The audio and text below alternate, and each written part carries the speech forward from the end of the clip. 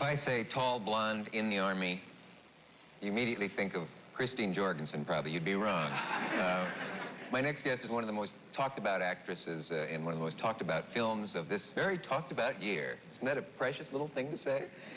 No, she is none other than Lieutenant Hot Lips herself. A remarkable performance and a wonderful actress. I've never met her, but I still say she's a wonderful actress. Would you welcome Sally Kellerman?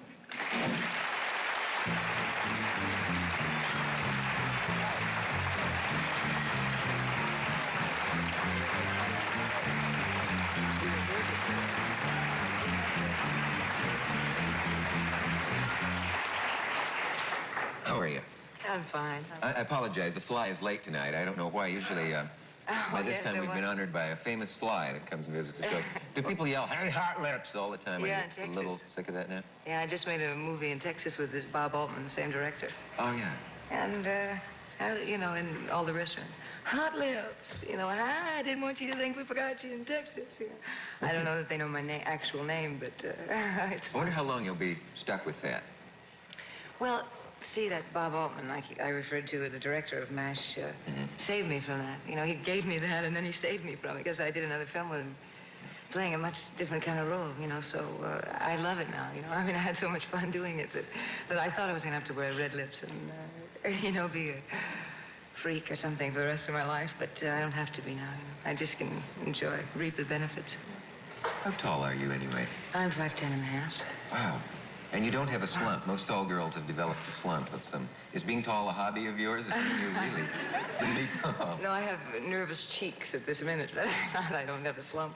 What are nervous cheeks? Well, it's just a little, Nervous cheeks? Well, just my cheeks. I feel just a little smiley. I'd like to get serious for a minute. Is that the name of the new character you play, From Hot Lips to Nervous Cheeks? Nervous cheeks. Hi, gang.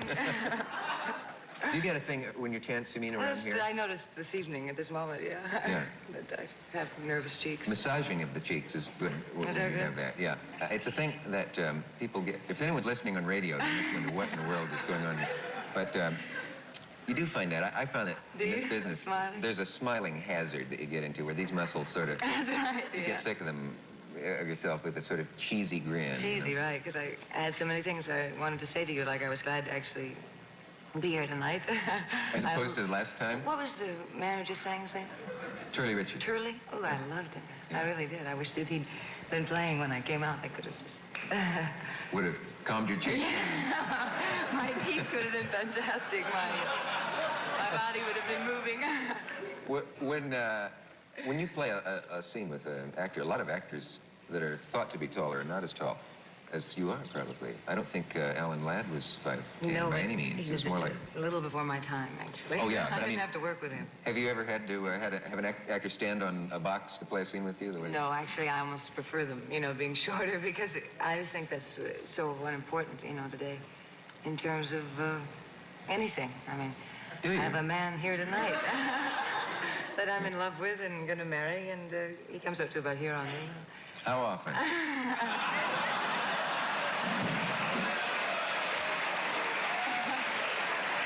don't know what... Was the bleeper on for that? I don't know what that means. I don't know what that means. I have no idea what that means. It's just from years of listening to Groucho Marx. If someone I don't either. Someone said he comes up to me here, he would probably say how often and get a big laugh, as I did. Yeah. Well, you've been fantastic tonight. I mean, I really enjoyed it. Well, it's the fly not being here. I can work better without a fly. Right. Say, now, this mysterious woman out of your past, Donna Connolly. Oh, yeah. I wonder if we ought to get into this. Well, we could trip lightly over it. I guess because somebody finally listened to me about it, I lost interest. I mean, not really. I mean... Now you have us very confused. Well, Donna Connolly, when I was in grammar school in Northridge, grammar school wrote me plays. Northridge what? In Northridge, grammar school. Out in the valley, in California. In California, oh, yeah. So I keep thinking, I never know which coast I'm on or where I am. We don't require the people to know where they are when they're here. But I know where I am tonight here. Okay. So, anyway, I was always very grateful to her. I mean, for years I thought, how could she have been so sensitive to give me the lead in these plays? Auntie Comes to Easter and some Halloween play when I was in about the 3rd grade or something. Wait, you skipped a step now. When you were in 3rd grade, a little girl named Donna Connolly wrote plays for me. She was like my best friend, and she wrote plays for me. And I acted in them. I was Auntie Comes for Easter, and I was a pumpkin. But I don't even know how it came up, I mean, right tonight, particularly. Yeah. But anyway, I was always very grateful to her because she let me do the lead in them.